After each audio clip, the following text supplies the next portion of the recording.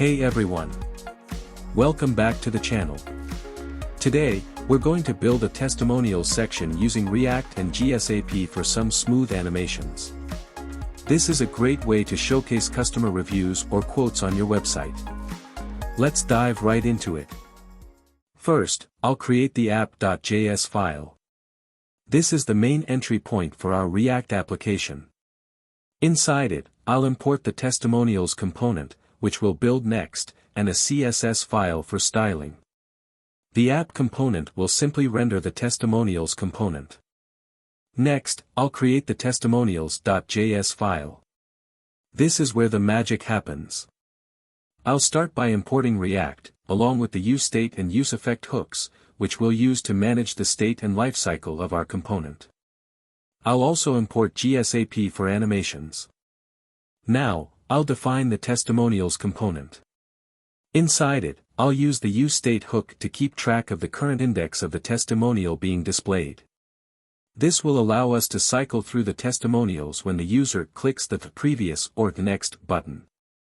Next, I'll create an array called testimonials that holds all the testimonial data.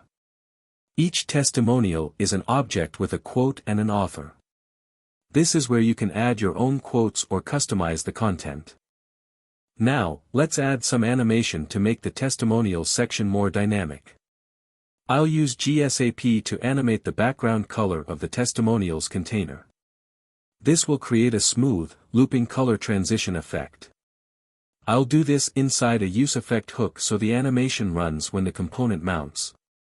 In this case we use GSAP to animate the background color of the .testimonials element to a light blue color over 4 seconds. The repeat, -1 and yo-yo, true properties make the animation loop indefinitely, creating a smooth back-and-forth effect. Next, I'll add two functions, handlePrevClick and handleNextClick, to handle the previous and next button clicks. These functions will update the current index state to cycle through the testimonials. The handlePrevClick function decreases the current index by 1, while the handleNextClick function increases it by 1.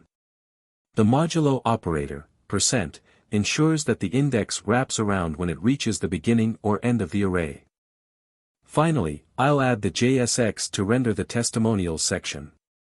It includes a container for the quote, the author's name, and 2 buttons for navigation. The current index state is used to display the current testimonials quote and author.